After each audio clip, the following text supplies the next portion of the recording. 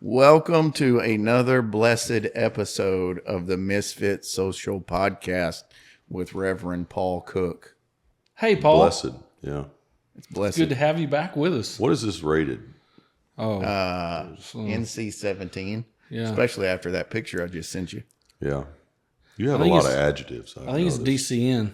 I have a very, very robust vocabulary. Actually, it's kind of small, actually. Yeah. I was just kind of thinking, yeah. Yeah. Influenced by Are we sailors. still talking about my Influenced by vocabulary? sailors. Influenced by sailors and pirates. Are we still talking about my Pirates. vocabulary or what? Gar. Arr. Yeah. This podcast is rated DCN. What's that mean? Don't come near it. I was going to go somewhere else with that, but you finished it off for me. It's good to be here. Paul's back with us. Lake's about 20% of Hey, it. so question: have you ever cooked with anything that was stainless steel, or maybe have. some of your appliances at home are stainless steel? I have. Are the appliances in the RV? Are they stainless? I don't know. What do you use to cook eggs? Some of- That's yeah. the only thing I've ever cooked. That's the only thing you've ever cooked in your life is eggs. Well, there's pancakes. That's the question he just asked. What? Are He's you like, serious? Is all you've ever? He's like, well, there's pancakes. So eggs and pancakes. No kidding.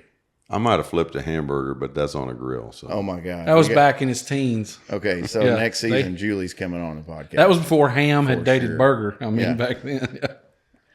So stainless is a very intricate part of all of our lives, from our appliances that we use, from even, I think the Tesla is now made out of stainless.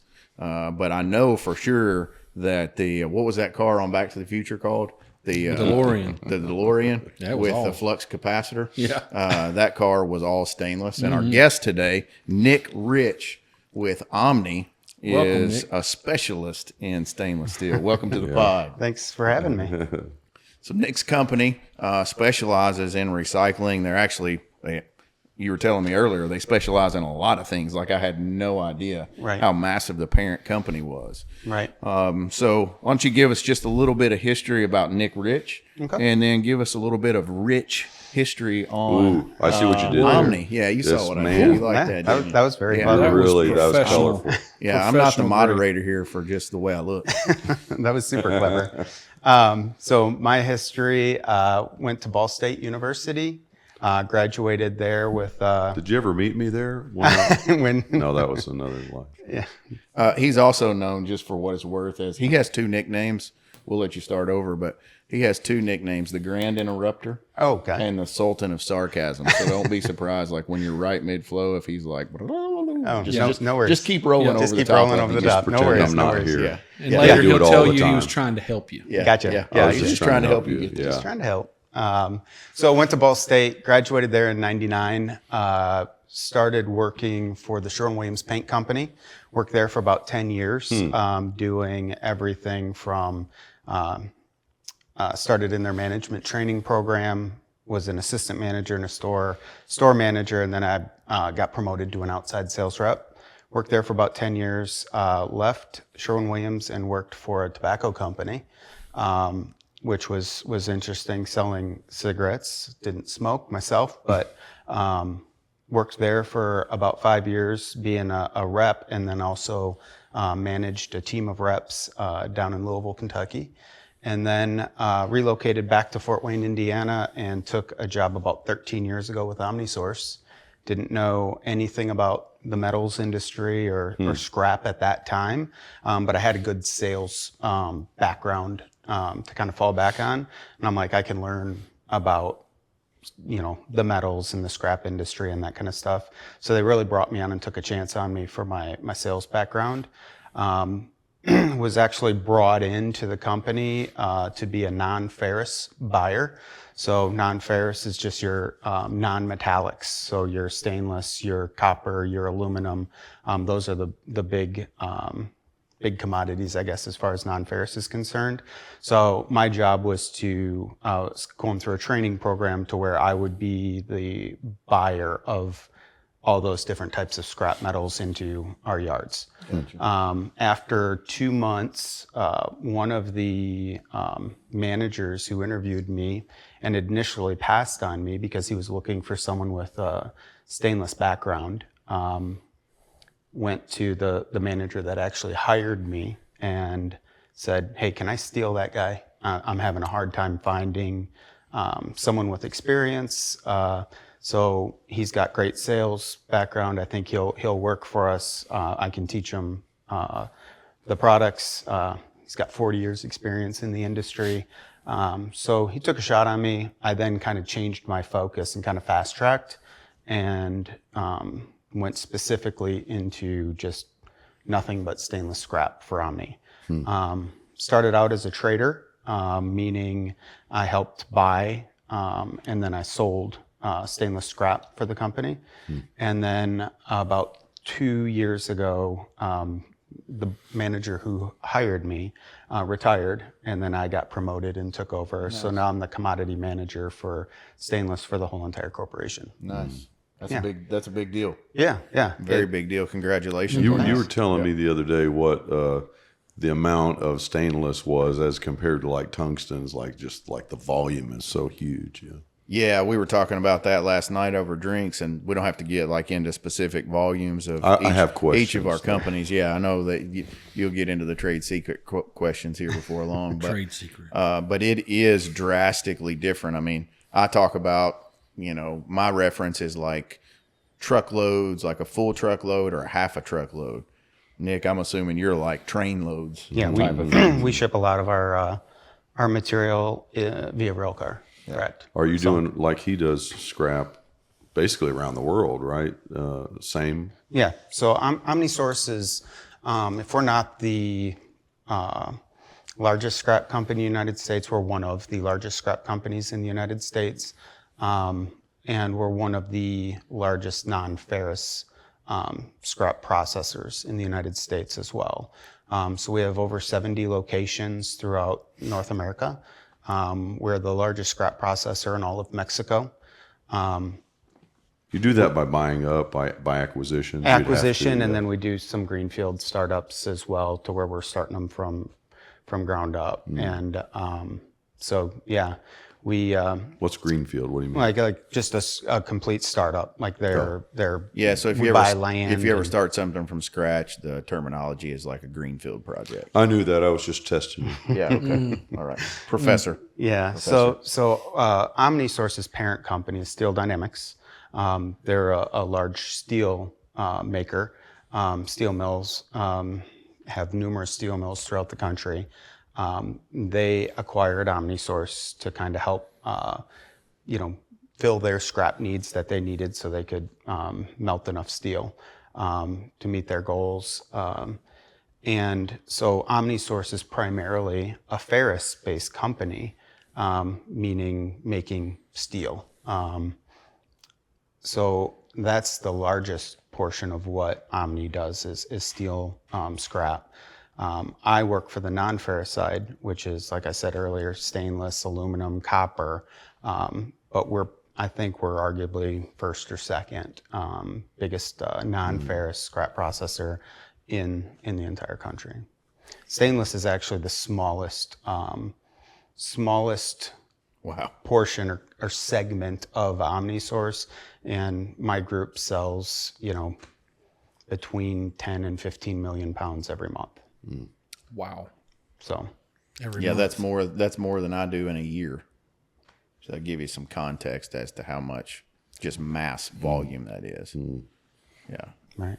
And then the steel side of things, it seems like they've done the parent company, SDI, has done a pretty solid job vertically integrating. Correct. And getting things from protecting all the way down to their volume, all the way through to an end product. Correct. Because they do have an end product as well. Yes. So they procured Omni Source as the scrap metal recycler.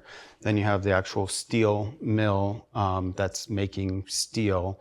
And then we have another business segment called New Millennium Building Services, which buys the steel beams and from Steel Dynamics, and then they make like the trusses that you would see in like a big box store or like a Menards that goes up, and you see all the framework for that. That's our company's one of the companies that does. Is that the main as well. use of steel and repurposed steel, raw steel? I mean, there's numerous purposes for it. I mean, Construction is a big. We have a rail division that does rail. Yeah, I mean, endless possibilities of where that goes. Yeah, and they're publicly traded. So if you want to know some information, I was actually looking at that after we finished talking. I was like, "Holy crap!" Yeah, it's a. We also have copper mill. So it's called, used to be called SDI Lafarga, now it's called Copper Works, but that's based just outside of Fort Wayne in New Haven, Indiana. And then we're headquartered in Fort Wayne, Indiana. Steel Dynamics, Omni Source are. And then they also have a secondary aluminum smelter that's located in New Haven as well, called Superior Aluminum Alloys. And then we're trying to kind of take aluminum to the next level is our current strategy, and we're in the process of building and starting a new segment called Aluminum Dynamics, kind of a play off Steel Dynamics, and that's going to be a large aluminum mill down in Mississippi. So all the scrap that comes from around the world in steel, I mean, is it brought to multiple locations and smelted back down into a usable product, or what? I'm not even using the right term, but Right. Yeah. So we have just in Fort Wayne area alone, we have two giant steel mills, one in Butler, Indiana, and one in Columbia City, Indiana. Then I have our headquarters in Fort Wayne, Indiana. We've got a brand new mill that we built in South Texas, outside of Corpus Christi, in Sinton, Texas. And then we have a mill in Pittsboro, a mill in Jeffersonville, Indiana. We have a mill down in Columbus, Mississippi. Right next to that steel mill is where we're building our aluminum mill. And then we have mills in Virginia, so all over the country. Wow. So of those 70 plus scrap yards, scrap flows in from, retail customers. Like, so if you have something that you want to scrap out of your own home, you take it to a retail location, they pay you cash for the scrap. We buy from dealers, so your mom and pop small dealers to large dealers that have multiple locations, and then we also have industrial type customers, so your machine shops, different things like that have scrap metal. We have a team that goes out and buys from them as well. That scrap comes into one of our collection facilities, and then our job as a processor is to process that down to what we call like a mill size or a mill spec. Most steel mills are a 5 foot by down or a 4 foot by down, so 4 foot in any direction.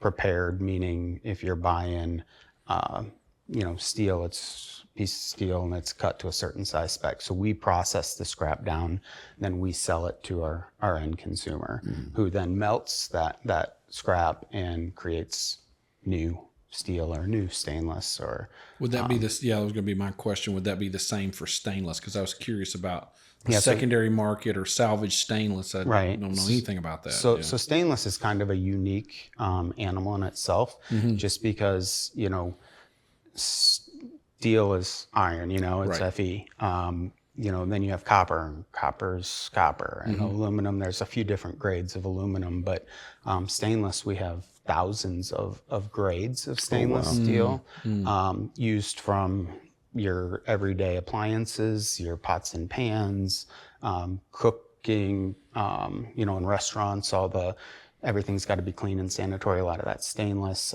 into your jet engines, and we do a lot of alloy scrap, that kind of stuff that is used in vast different markets.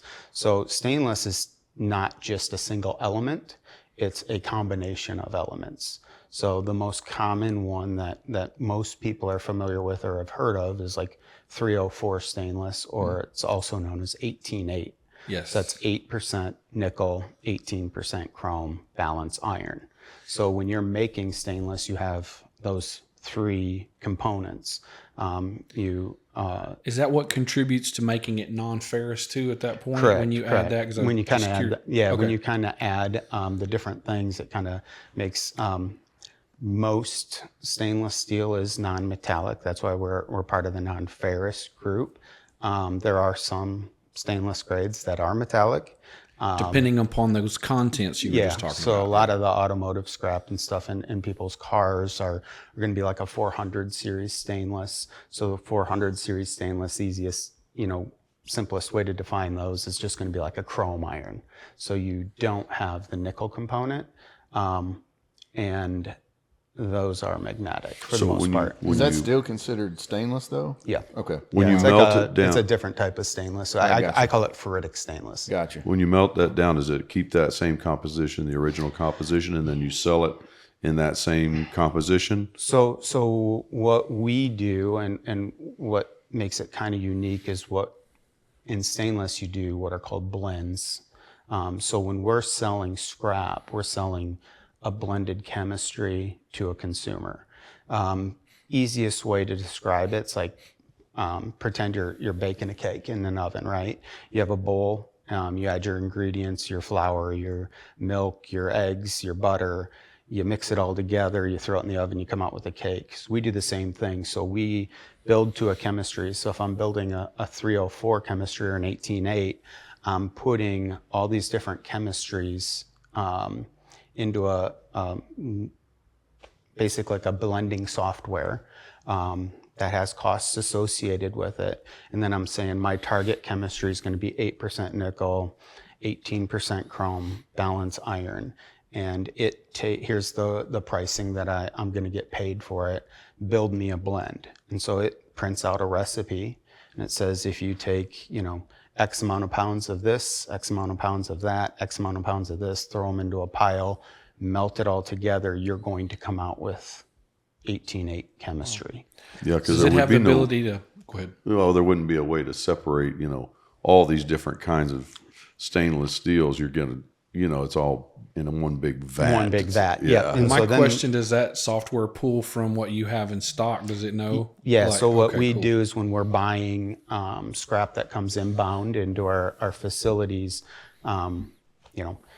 just looking at stainless steel, you can't differentiate between different grades. It's impossible to the eye, and it's not magnetic. So, it's stainless. What is it? So what we do is we grind into the metal, try and get a deep grind into that metal. And then we have X-ray guns that we use that are called, a kind of a common terminology for them is a Niton or an Innovex gun. And you shoot the grinded spot, and it tells you what that metal is. Super labor intensive. Yeah, so you wanna basically you have to shoot everything, test everything, and then once we know what it is, we put it into our blending software at a inventory value that we paid for it, and then the chemistry that it is, and then once you have this huge database of material that's constantly coming in and going out, your blend composition changes. Yeah. So is there a lot of storage? I mean, like you got When you go to one of their scrap yards, like the mountain of scrap in some of these yards is unbelievable. But to stay with the kitchen analogy, that software allows you to look at your cupboard Yeah. Right. of all that scrap and go mix this, and that for your target. And that's fascinating. Yeah, it prints out a recipe. That was for a you, game basically. changer. How long has that technology been available to your...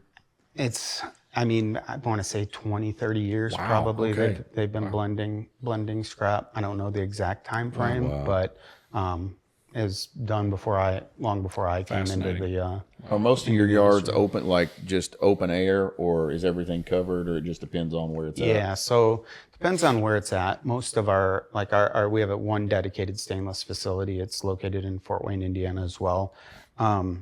We have some of it's dirt, and we're throwing scrap on dirt, then we have a lot of area of concrete with bin walls that we construct out of steel.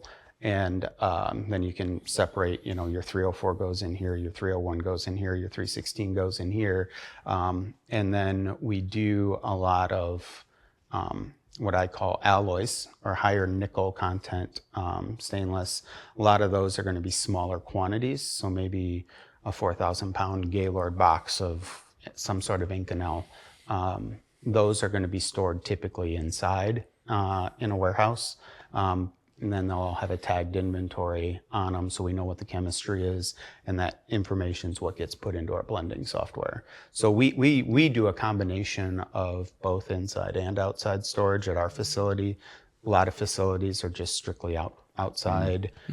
We have shredders on the ferrous side that are, mammoth shredders that can, shred a car in seconds and shred a bus, like, so you think about something like that and the sheer size and power of something like that. It's pretty cool. So it's stored in its original, whatever mangled form, and then taken to the shredder about the time you want to put it in the mix. Right. So we for instance, you got an old car that doesn't run anymore and you wanna scrap it out, like you'd take it to an Omni Source type place. They remove all the fluids and everything, and then basically take anything that's not good for the environment out of the car, and then that car gets put in a pile and it gets up a conveyor belt and it gets shredded and it comes out in tiny little pieces. It's unbelievable to see. Like, if you ever get the chance to go visit and tour a real scrapyard, it's a sight to behold. Well, and a lot of go ahead. Oh, the historic steel industry. When you think of the steel industry, you think of everything from Pittsburgh on over, right. around the Great Lakes. Right. I mean, is that still where the concentration of most of this activity is? So there's still a lot of steel. Steel City, Pittsburgh. There's a lot of steel melting capabilities in that area up near the Great Lakes, and then now it's pretty much. So back in the day, they were doing work with stuff that came out of the ground. Would you say that the greater percentage of work with steel now is scrap? Yeah, especially a company like ours, we're want to. That is your focus. Yeah, that is our focus. Is to, obviously, the more scrap you use, the less actual like raw materials you would need to use. The cheaper your overall costs are, and the more money or margin that you can make selling it. But you think, going back to my car analogy, there's more than just steel in a car. There's aluminum, there's stainless, it's copper wiring. So when that car gets shredded, we have giant magnets that basically pull all the iron or the Fe out of that.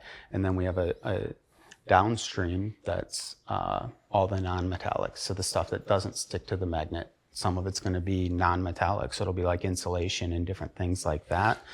We have the ability, we have downstreams that actually can separate the aluminum from the stainless, from the non-metallics, pull out the copper wire and separate it all. It's wild because that, versus mining and is a bit like mining, you know what I mean? But it's a little. This is urban mining. Yeah, that's crazy, isn't it? That's really what it is. And talking about the technology a little bit, like your blend application, have you guys had much luck with any of the like the XRF separators, like where they're belt line, like an Erie's product or something like that? So as technology improves and sorting technologies improve, we've looked at doing that and instituting that to help. Labor's tough to come by, and so if you can cut the labor portion out of it as much as you can and automate that sorting process, and there's a bunch of different technologies out there, and we're kind of I'd like to say we're kind of leading the way in kind of getting something like that developed.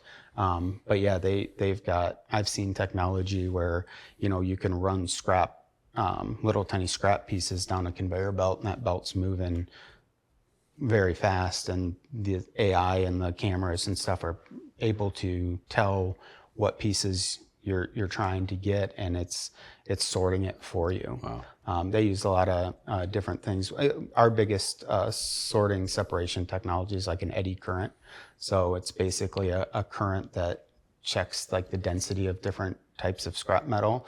And so aluminum's lighter than stainless. So if it's comes to the current, the stainless is going to fall and the aluminum's going to jump. And then that's how we separate it. And this belt line is moving like at such a fast rate of speed. Mm-hmm. And then that scrap gets to the end and it's just like it just splits. Like one jumps and one falls off. It's the craziest thing to see. Yeah. U.S. Steel is a historic behemoth. There was a bid recently from China, kind of a left-handed Chinese bid for it. How would you compare the volume of business they do compared to something like you guys? Like Steel Dynamics does? Yeah. I'm not sure what the exact volumes are, and I'm not a steel guy by any stretch of the imagination. But I know that the way that they melt is different than the way that SDI melts, and how that is, they're doing scrap too. Yeah, they're doing some scrap too, but they, there's different type of furnaces that you can do. So they're all EAF, right? Yeah. So old school electric arc furnace that you would see like in a black and white movie, like the old school. Yeah. Mm-hmm. And I don't think it was Chinese. I believe it was Japanese that were. Yeah, I think it was Nippon Steel or Nippon Steel or something like that. I don't think that was going China. after U.S. Steel. Yeah. So not to pivot too much, but tell us the connection with Omni and Tungco. I'm curious, like, what's the I don't know the relationship there at all. So what we do on the stainless side, I just referenced a few stainless grades, but like I said earlier, there's thousands of them. Mm-hmm. So we're doing stainless, we're doing high nickel alloy, we're recycling titanium, we're recycling cobalt alloys, nickel cobalt alloys, nickel copper alloys, and tool steels and tungsten alloys. Okay. So when I first started and was learning my way through things, the part of my job responsibilities was to sell our tungsten carbide scrap that we generate and we buy. And I reached out to Tungco and I think it was Kent. Probably Kent at the time, and then Tommy. And then Tommy after that. Yeah, so Kent was getting ready to retire, and Tommy had just come in. He said, I think this will be a good fit, because I was new to the industry. I think Tommy was just kind of getting started, and we kind of started working together, and one of the way Omni Source does a lot of our sales is we do a bid process. So if we compile, call it 10,000 pounds of tungsten carbide, we will sell or offer that out to numerous customers, and then whoever has the highest bid for that, gets awarded our scrap metal. And we've done a lot of business with you guys in the It's in the been past. a great relationship. I mean, Tungco's supply chain is separated into two main categories. And those two categories would be what we call generators. So people who are actually generating the scrap, and then scrap yards like an Omni. We partner with them primarily because the people who are bringing in the scrap to them are bringing in all kinds of scrap. Right. So they're a commercial level trader. So they're, like you said, you're taking appliances, taking cars. So the regional locations will get all these small lots of scrap. I mean, they might have somebody come in with 5 pounds of scrap. And yeah, sure, that person could put it in the mail and send it to us, but likely that person doesn't even know who we are. And that might be the only 5 pounds of tungsten scrap they sell in their whole life. So they'll be picking up all of these small lots, and then they put it into a package, and then we would buy that from them. But it's everything. Like it's most of the time it's a major mixed bag because they don't control what comes in. They just there to intake it. So that's what makes them a critical partner for Tungco, just because we don't have that.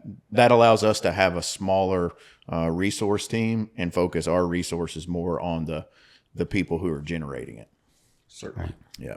So we see them as very much, they're almost like a procurement arm for us, even though we just work together. Right. But they're that vital for us. Right. Since we have so many locations, we have buyers who are buying scrap out of all these different locations.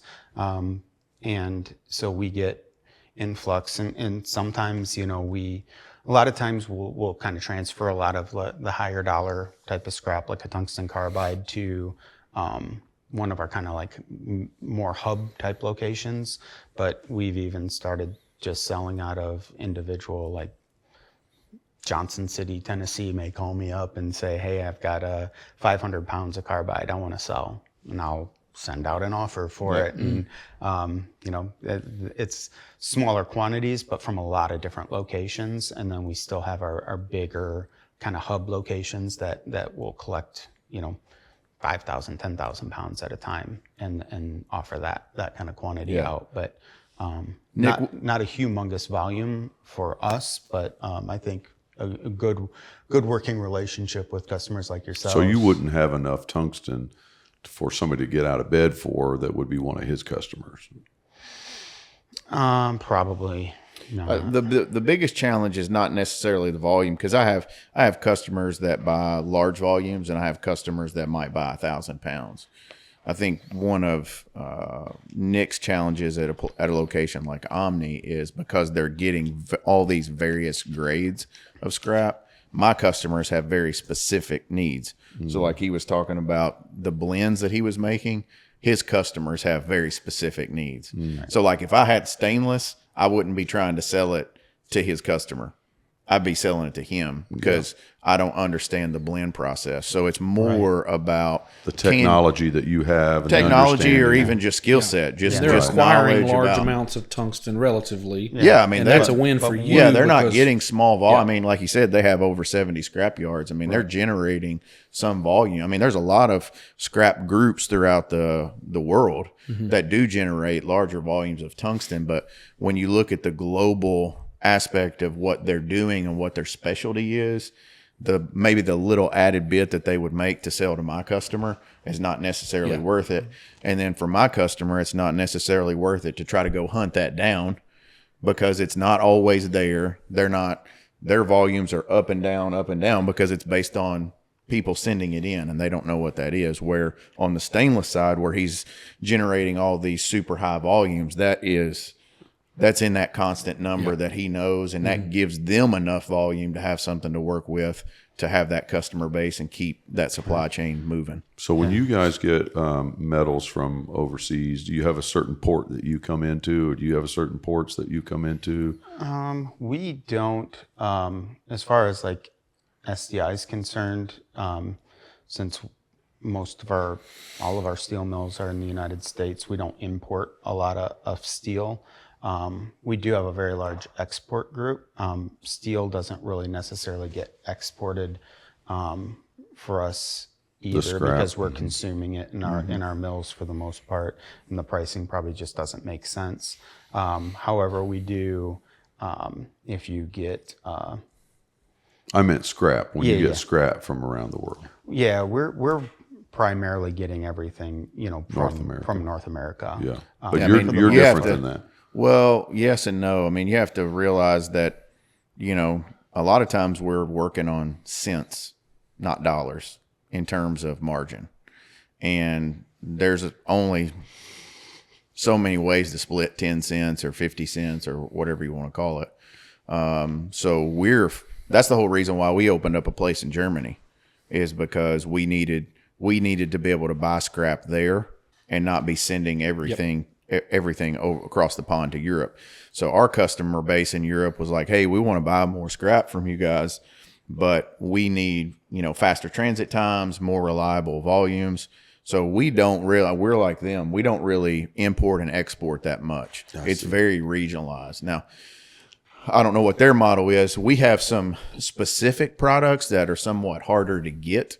Are these trade secrets? No, these are not trade secrets. This is public knowledge. This is very niche in terms of the tungsten industry.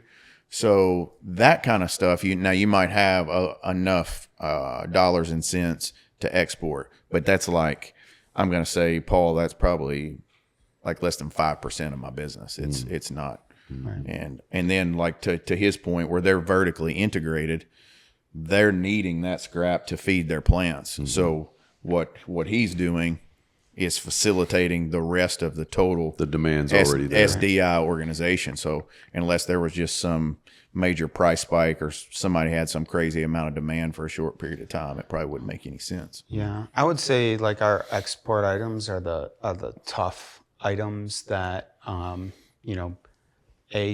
processing is so tedious on it that it doesn't make sense for us to do it. But in different parts of the world, they may be able to take the time to really, separate certain things. So we call them like our cats and dogs. Yeah. Typically those get exported. And it's not that sorry to interrupt you, it's not that the stuff's not good, right, but you talked about like it sounding labor intensive. What he's talking about is even next level labor intensive. Right. So a lot of countries where they have more economical pay scales can do that. Right. So that's primarily what we export, but typically all off the East Coast. Sometimes we do go off the West Coast, depending on what part of the world it's going to. They'll throw the containers on rail cars and rail them out to California, and they'll ship out. A lot of our scrap yards are east of the Mississippi, so we ship out of the East Coast or the Gulf quite a bit as well, and then we have customers all over the world. So Japan, China, Malaysia, India, Europe, all over. You were talking about labor, and automating a lot of things so that you don't have labor. Are you guys, as big as you are, you're probably in steelworker union stuff? No? We are not part of the union. Wow. So we do have a few union yards left at Omni Source, but they're shrinking. So how did that world die? I'm not 100% positive. What led to that? I mean, certain companies definitely still utilize unions and. Utilize. You should be a politician. So, are you asking how the union world died? Yeah, I mean, that was just like. I think because the model sucks ass, and I don't mind being on the record for that. Yeah, I mean, they just kill companies by their demands, right? Like at one time, it was genuinely serving the laborer in a way that they needed served. Well, if you go back to the days of Carnegie and Frick and those guys, the origins of U.S. Steel, it was needed. I mean, because they were abusing those workers. There was oppression. Basically, they were almost like indentured servants. Yeah. And the health Safety. risks and safety and the fatalities that they had were just atrocious. Yeah. And, at one point in time, some of those guys had more money than the U.S. government had. And you're not going to give, somebody a raise or create healthy environments. But it's almost like what was the law that the Supreme Court just overturned on that impacted DEI? My mind just went blank. Whatever that law was that they overturned is the same thing where, at some point DEI may have been beneficial, that type of became archaic. Trying to, but once it served its purpose, like some of these things need to have sunsets on them because they're introduced to make, things better. Well, at some point in time, that doesn't mean it's going to be great always. I mean, my grandfather, my great grandfather, they were in the union, but by the time I was coming up in business, the unions are part of the reason why a lot of the coal mines ended up having to file bankruptcy, because they couldn't afford to pay what the union was demanding or pay the pension anymore. Yeah. Same with the car industry diversified in such 100%. a way. Yeah, and then we have NAFTA. If you're talking about the car industry, I know we're in left field a little bit, but given the current tariff situation, which I want to talk about, that's a good transition to that. But given NAFTA and all of our manufacturing jobs leaving, I do think the unions impacted that for sure, because it was due to Became easier to say yes. Well, and because it was far more affordable. And then you just refuse to negotiate, so the companies are like, all right, screw it, we're out. And it's a little bit suicidal. So this course correction, you think the tariffs are a course correction for all of that now, or is the pendulum swinging another way? Or well, Nick and I talked about a few things over lunch. You can tell your side of it, and then I can. Yeah. So I mean, I think no one really knows the full impact or ramifications of 3 months into some tariffs. And what the end game really is, and we keep an eye on it for sure. We reassess every month based on the ever-changing tariff situation. So I think until things kind of settle down and really get ironed out, and we know exactly what we're dealing with, we're observing it at a close level, but the impact is we don't know what the ramifications are going to be yet. Sometimes it's on the daily they're getting changed, or getting threatened one day and taken away the next day. So how that all ultimately plays out, I think it will have an effect on business. I think we don't know what that effect is quite yet, but we are keeping an eye on it. I think the goal, from my understanding, is to, try and,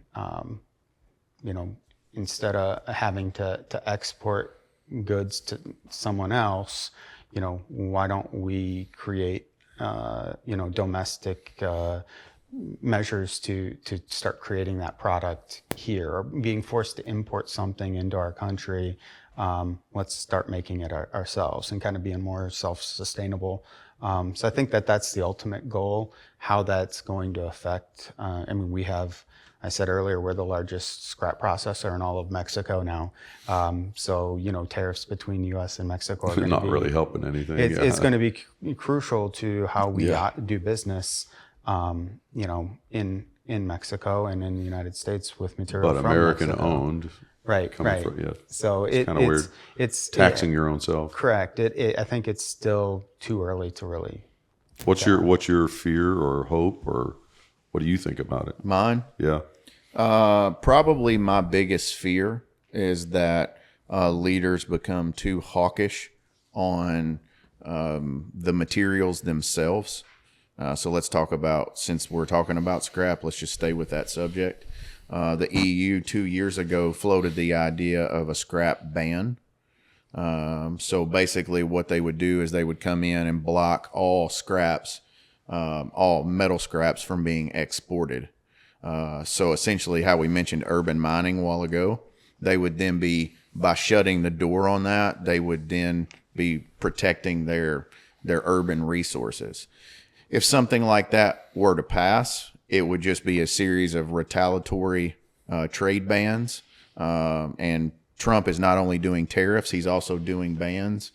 He dropped a ban last week. I forget what it was, but it was a total export ban on, I know what it was because it killed NVIDIA. So NVIDIA had been, the Biden administration had put an export ban on NVIDIA's chips. And so what they did is they came and they said, okay, well, if we can't do that chip, then we'll create this subpar chip, which was really just as good. You just had to combine it with a couple other chips and you get the same performance. Then that got banned. And then so they came out with another one. And that's the one that the Trump administration just said no export ban. And that's the equivalent of $5.5 billion of negative impact to NVIDIA. So if you see something like that now, and I'm not saying whether I'm for that or against it, but a lot of that has to do with missile technology, phone technology, and what all those chips would go into. Right. But if you get into some kind of export ban on stainless, titanium, tungsten, all of that, it's going to be retaliatory. And then we don't really know what that would look like because we do, like Nick's business, my business is kind of facilitating for our own companies, but we're not doing that for all of the scrap world. Yeah, I mean, so unwittingly, if you completely put that on lockdown, it's going to take a minute to see what all the shakeout is. Yeah. And you may not even have of certain critical materials. You may not even have them. So you might not even be able to produce. it's sort of like unintended consequences, right? Because they're really trying to level the playing field with some people that don't play fair. That's China. That's a fact. You know yeah. what I mean? But then unwittingly, you end up impacting the U.S. economy in ways you didn't maybe do all the math on or whatever.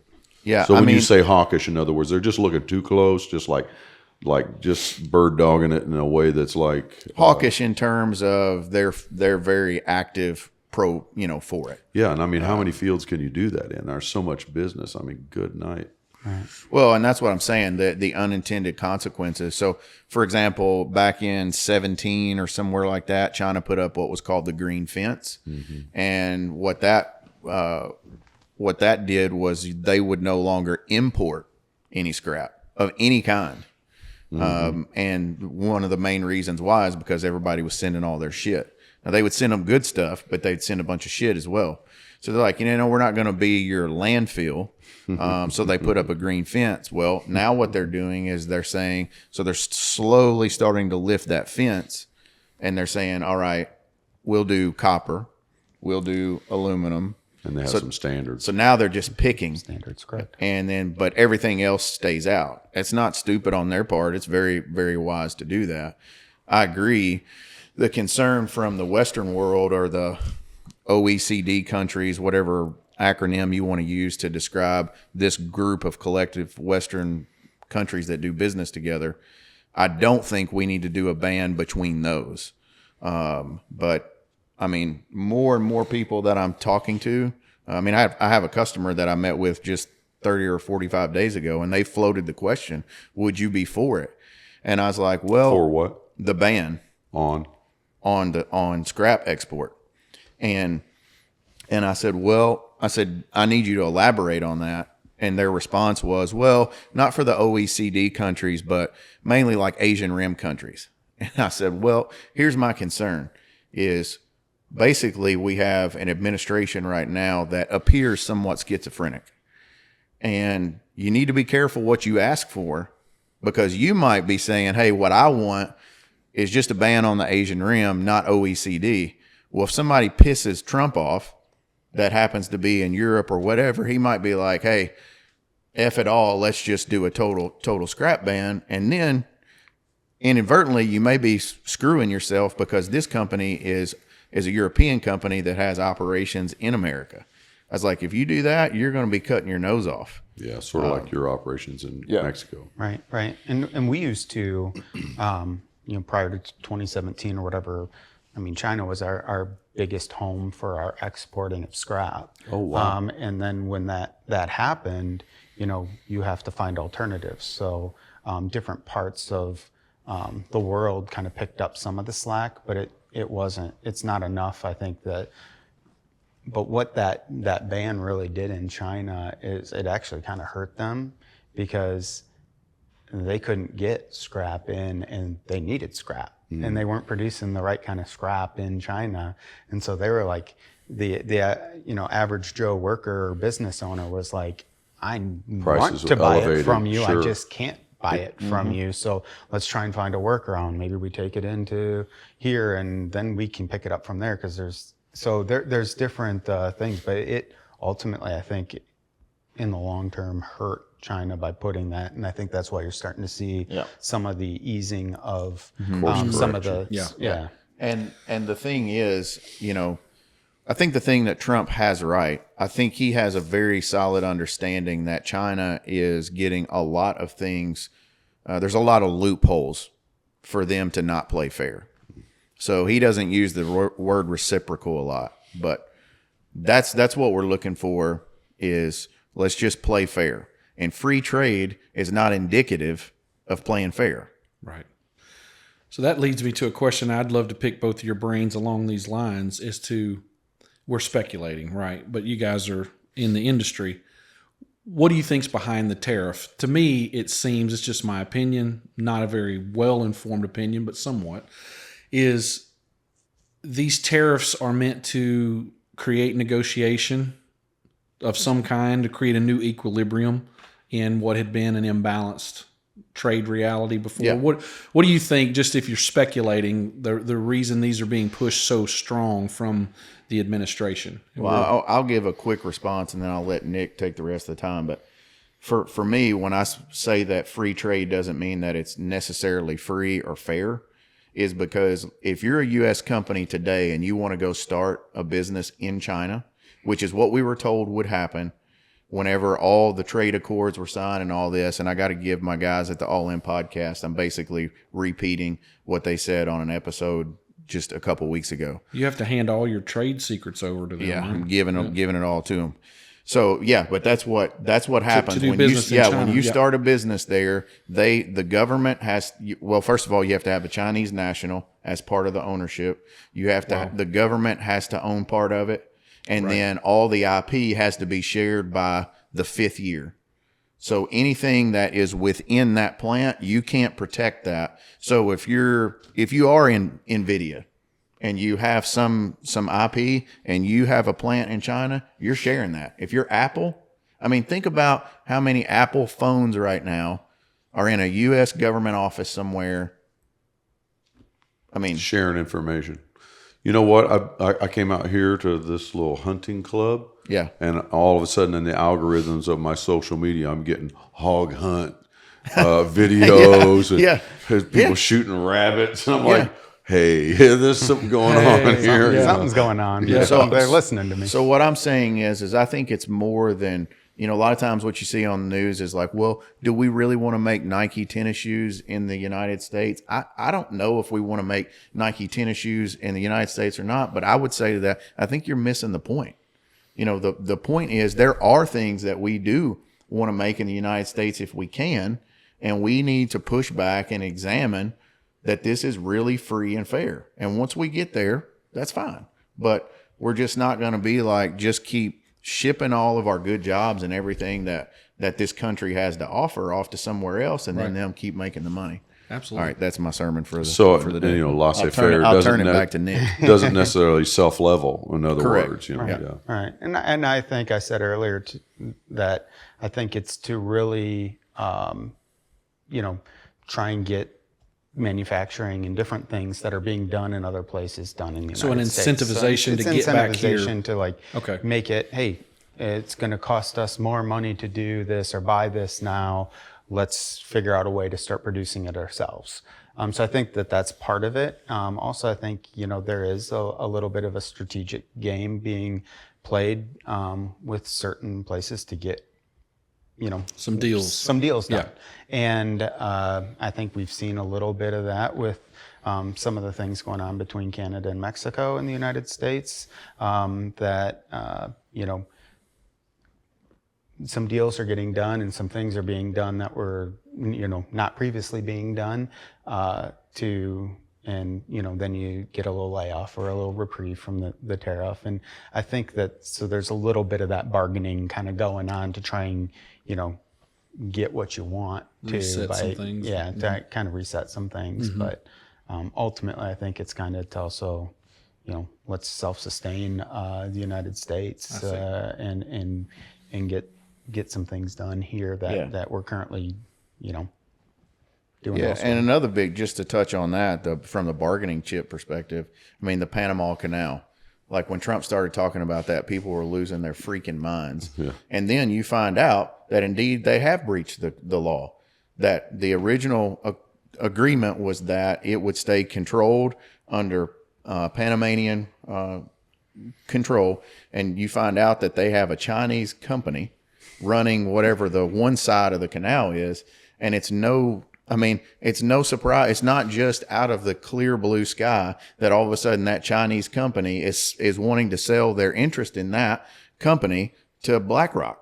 I mean, it's not. I mean, it's Trump's pressure. It's either do it or there's going to be consequences to that. And for me, I don't know how people can't see that what he's doing to a degree. I'm not saying he's not a lunatic in how he does some of his things. I'm smiling because up in North Texas, we have the North Texas Toll Authority, and it's a Chinese-owned company.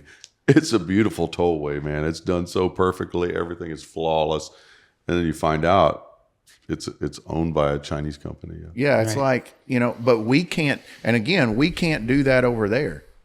Exactly. Like you can't go over there and do that. That's against their law. So it's like, okay, we're going to let you come play in our backyard, but you're never going to let us come play on your playground.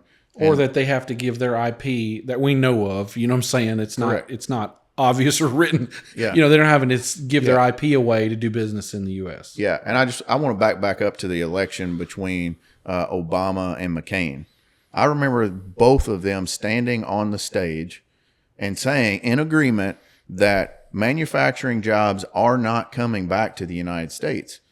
And they cited things like, well, we can't if we have to raise our labor or do this, it's going to make the product more expensive, and then it's just going to cause inflation, and the U.S. Taxpayer won't be happy then. The problem that I have with that is we're post-COVID, post all the inflation. Elon Musk has started Tesla years ago. All of his cars are made in the United States. Top tier technology, cutting edge everything, and you can go buy a Tesla today for probably $55,000 or less if you buy the entry level model. But if you go buy a Cadillac right now, it's over $100,000. So it's and that's all in collusion with a lot of foreign elements. Correct. Yeah. So it's so that's what I'm getting at. Whenever I think what Trump is trying to get everybody to do is really play smart for the American taxpayer. I think that's really what he's working towards, and that goes for companies and countries. And nobody gets exclusion from his shit list if they're not treating the taxpayer fair. And then you have all these idiots going out and spray painting on Teslas because of this and because of that, and I'm like, grow up. Sorry, I'm getting a little bit fired up. I didn't mean. Good. Sorry, Nick. I'm not trying to take all your mic time. No, absolutely. But Preach. it's very, very, very frustrating. Yeah. Yeah, I'd agree. I'm conflicted, and I think a lot of people are. Is that like what is happening? There's things that need to be done.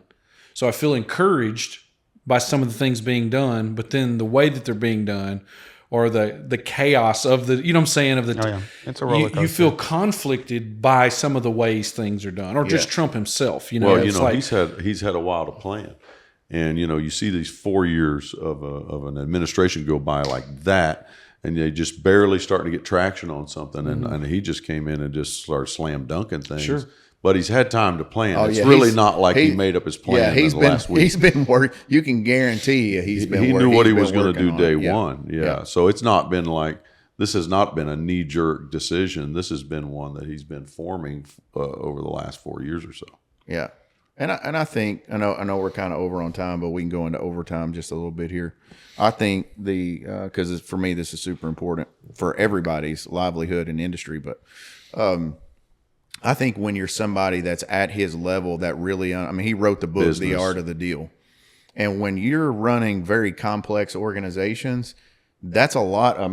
Talk about Nick's organization, as big as they are. They got aluminum plants, copper plants, steel plants. Technology. If we just opened up all of their actions, if we just pulled the curtain back to SDI's actions and allowed... That's a big SOP manual. allowed news crews to come in and see what was going on, you would look at probably a lot of what you all have going and be like, dude, this is freaking chaotic. Right. Because we don't know if this is going to work out, or we don't know if this is going to work out. But somebody has to make a decision to push it forward.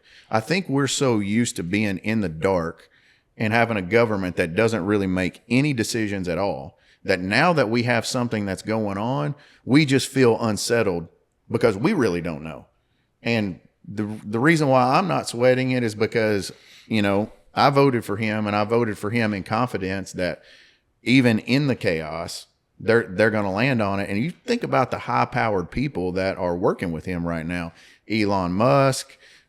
He's got David Sachs, the guy that I mentioned from the All In. I mean, this is probably the highest power, highest caliber administration that we've ever had in the history of being the United States. And I just don't get why people are like, yeah, I need to comment on that because I'm pretty sure I know better.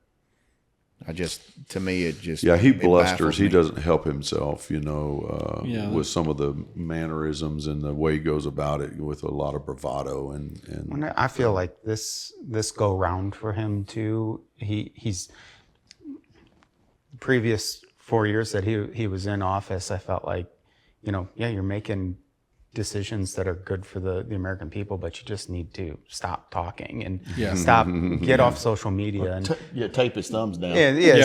So you just don't come off with these off the wall quick responses and stuff. And I feel like there's less of that now, and maybe I'm just that's because he knows he doesn't have another administration. Right. And I don't know if it's because I'm not really paying that close attention to it, but I haven't heard him kind of be as just off the wall. I think he understood. He's having to compete with Elon. Elon gets enough of that now. I think he also, like to your point, surrounded himself with really strong, brilliant people that are probably now saying less is more. I think he had no power without a voter base. And he knows that the bluster and the crazy and the talk and the dynamics draw a voter base because that's just the way we are. You know what I mean? Right. And now that there's not another 4 years coming, he's in the seat. He did what it took. Well, he's just going to quiet down on that because he doesn't need it. Yeah. Yeah. And I think we have to at least give him, he's not been as successful as he's been because he's ignorant or he doesn't learn things. Mm-hmm. So I think he learned a lot in his first administration. Mm-hmm. And I think the Republicans kind of screwed him over in the first 4 years. And they were, forgive the word, Paul, I know you're not going to like this, but this is one of them. They were a little more adjectives. They were a little bit pussified on how they, on how they ran. And so they just reclused. And now when he came in, flexed on them and was like, you're going to get on board or not, but this is what I'm going to do. Mm-hmm. And he started the first 2 weeks out hot and set the tone for that. And they're like, he's not messing around. Well, just my comment. I'm all for decisiveness. I'm all for disruption. I think we need it. It's just, and we're not talking about immigration, but I would just say, even with Doge to a small degree, which I think, absolutely cut back. But some of it's really messy. Like, I'm hearing just from the church world, people being deported who have everything absolutely legal. And they're going back to countries that they are refugees from, that they're likely their lives are in danger. And there's a lot of that. So it's like, can we move too quick when it really affects people's lives? That's what I'm saying, is that we could be a little more humanitarian in some of these spots, which I'm all for.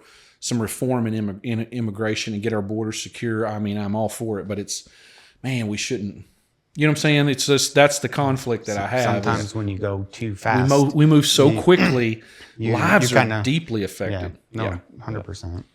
Yeah. It leaves you in a spot where it's like, go, let's do it. And then you hearing some of the collateral to it and you're like, okay, could we have done this a little bit better in some of these areas? Taken a little bit more time. And Yes.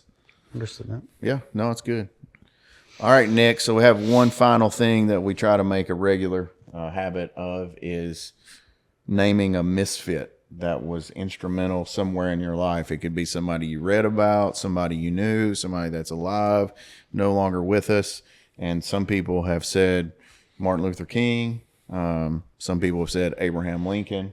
Right. And Jesus tends to be a favorite, and Jimi Hendrix works in there every once in a while. Jesus and Jimi Hendrix. Mm. So I've kind of given some thought about this since I found out that this is a thing that you do, and numerous people from my pastor at church to my wife to my dad to my favorite band. They all kind of have influenced me in my life in a certain way. So to single it down to one person was really difficult for me. But obviously my dad, he passed away when he was 66 years old and far too young and far too soon for me. He was the guy that I could always, call and reach out to when I was struggling with a certain situation at work or and he was always there, and I really trusted in what he told me. So if I had to pick one, it'd probably be him, but so many different people have influenced me. I mean, my pastor, the way he's just the greatest person and the nicest person, and I learned so much from him, and helps me with my faith and different things like that. So it's hard to narrow it down to just one. So we got two: your pastor and your father. Yeah. And did you call your wife a misfit as well? Well, my wife's probably. You mentioned her in there. You might want to clarify what you mean. Well, I just mean she's my everything, and she makes me. I strive to be a better person because of her. Awesome. And I think that, she's amazing at kind of keeping our family in check. And without her, it would be chaotic. And so I'd throw her in the mix as well. Awesome. Big shout out to the wife. Yeah. Awesome. Well, Nick, we appreciate what you do for the industry. Appreciate what Omni does for the nation. Scrap is super important and doesn't need to be taken for granted. We talk about one of our purposes is stewarding and the collective health of the planet and the people. And I think what we've talked about today helps get us a little bit closer to fulfilling that purpose. 100%. So appreciate you being on. Yeah, appreciate you coming to be with us. And this has been another episode of the Misfit Social podcast. Love you, boys. Let's go.